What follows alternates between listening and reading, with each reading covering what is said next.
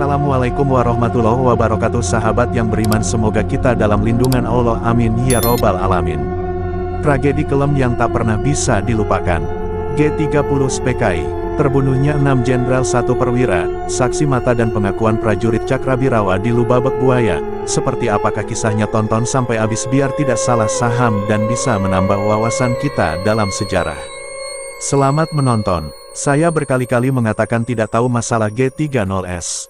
Saya hanya diperintah Letkol Untung supaya ikut ke Lubang Buaya. Di sana adanya ya militer dari Angkatan Udara, Angkatan Darat, Brigif, Kenang Ishak. Ia adalah Ishak, bekas anggota pasukan Cakrabirawa, pasukan elit pengawal Presiden Soekarno. Kepada saya, pria sepuh ini mengisahkan ulang apa yang ia lihat dan ketahui ketika mengantar Komandan Batalion Cakrabirawa, Letnan Kolonel Untung ke Lubang Buaya pada tanggal 1 Oktober tahun 1965. Lelaki kelahiran 1936 ini mengaku sama sekali tak tahu apa yang terjadi pada dini hari sebelumnya. Tanggal 30 September tahun 1965, Ishak yang merupakan bekas ajudan Untung, mengawal Presiden Soekarno menghadiri Musyawarah Nasional Teknik Munastek di Istora Senayan. Esoknya, dia bertugas mengawal Soekarno ke Bogor, Jawa Barat. Tapi, siang hari, Ishak diperintahkan atasannya Letkol Untung mengantarnya ke Lubang Buaya. Saya mau mengawal Presiden Soekarno ke Bogor, tapi dicegat Pak Untung. Hei, siapa itu pengawalnya? Ishak, ganti dengan Kahono. Dia ikut saya, sambung Ishak. Malam, tanggal 1 Oktober tahun 1965, Ishak berangkat bersama Untung ke Lubang Buaya. Begitu sampai, ia menunggu di lokasi parkir. Menurut Ishak, suasana malam itu berubah suram kala 3 jenderal yang hendak dijemput menghadap Presiden Soekarno, sudah tak bernyawa. Seketika, firasat Ishak menjadi tak enak. Belum lagi, ia sempat mendengar rentetan tembakan dari dalam Lubang Buaya. Setelah datang, saya kira hidup-hidup. Ternyata ada yang mati. Pak Ahmad Yani mati, Haryono mati, Panjaitan mati. Para jenderal itu oleh Komandan Batalion Cakrabirawa, Letnan Kolonel Untung dan Letnan 1 Dul Arif, disebut-sebut bakal menggulingkan Soekarno pada tanggal 5 Oktober tahun 1965. Dasar itulah yang kemudian membuat Untung memutuskan menggagalkan rencana itu dan menyeret para Dewan Jenderal ke hadapan Presiden Soekarno.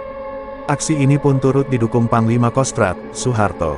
Dini hari di tanggal 1 Oktober tahun 1965, kurang dari 150 prajurit Cakrabirawa dibagi ke dalam beberapa kelompok. Mereka diperintah menjemput para jenderal dalam keadaan hidup atau mati. Di tengah situasi yang kalut itu, Ishak diperintah menembak seorang polisi bernama Sukitman. Tapi ia menolak, sebab Sukitman hanya polisi yang secara kebetulan berpatroli di sekitar rumah Jenderal DI Panjaitan pada dini hari itu. Maka, ia pun menyuruh Sukitman bersembunyi di jeepnya yang terparkir di area Lubang Buaya.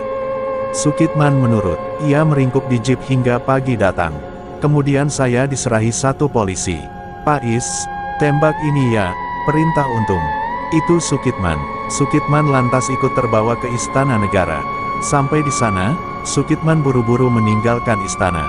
Sementara Ishak, beberapa jam setelah dari Istana Negara, ditangkap dan dijebloskan ke penjara bersama anggota Cakrabirawa lainnya karena dituduh pendukung PKI. Belakangan pada tanggal 28 Maret tahun 1966, pasukan elit ini dibubarkan. Ishak lalu dibuih di Rutan Cipinang. Sepekan di Cipinang, Ishak kemudian dipindah ke Salemba. Detik itu juga, hidupnya seakan roboh. Ia pun menyanggah tudingan tersebut. Sebab sebelum menjadi tentara, Ishak seorang santri dan aktif di Muhammadiyah juga Masyumi. Di penjara, Ishak perlakuan tak manusiawi. Makanan yang diberikan terdiri dari jagung pipilan yang direbus. Kadang, jagung itu disebar di halaman penjara dan para tahanan memunguti satu persatu. Agak beruntung, karena Ishak tak disiksa habis-habisan seperti tahanan lain lantaran dianggap kooperatif saat ditangkap.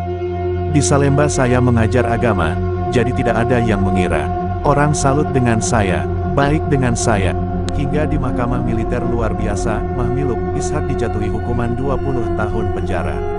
Selama dibuih, tahanan hanya mendapat setengah gelas jagung rebus per hari sebagai makanan. Perlakuan semacam ini berlangsung kurang lebih 3 tahun pada tahun 1965 sampai tahun 1968. Akibatnya, bobot tubuh Ishak melorot drastis. Dari sebelumnya 75 kg menjadi 40. Persis tulang berbalut kulit. Kalau mau minum itu ya, air selokan. Disedot dengan batang daun pepaya. Saat itu, mungkin tiap hari ada orang yang mati. Ketika masih di penjara Salemba, Ishak bertemu kembali dengan Sukitman.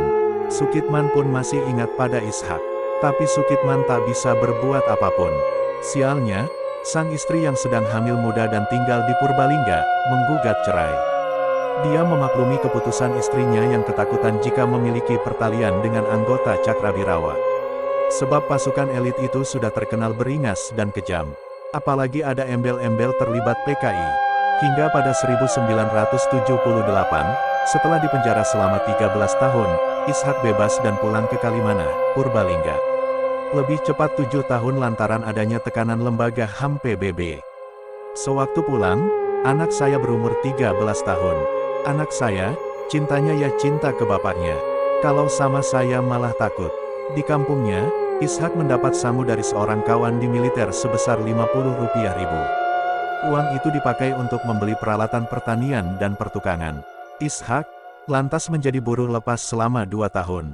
Beruntungnya, karena Ishak dikenal dari kalangan terpelajar, ia mengajar mengaji dan membuka bisnis jual beli sepeda motor. Bertahun, Ishak hidup menyendiri. Suatu hari seorang kawan dari Dinas Pekerjaan Umum Purbalingga mengenalkan pada adik iparnya, Sri Sumarni. Jadilah keduanya kawin. Dia betul-betul mencurahkan semuanya hanya untuk anak istri. Kemudian dia jujur, itu memang dia pegang, kata Sri Sumarni. Kini, Ishak menghabiskan hari-hari dengan membaca dan berolahraga. Sesekali, ia menjual kendaraan, sepeda motor atau mobil. Ishak dan Sulemi adalah 2 anggota pasukan Cakrabirawa yang tersisa di Purbalingga. Tapi stigma pada mereka tak juga luntur selama pemerintah tak membuka secara terbuka peristiwa kelam itu. Terima kasih sudah menonton. Wassalamualaikum warahmatullahi wabarakatuh.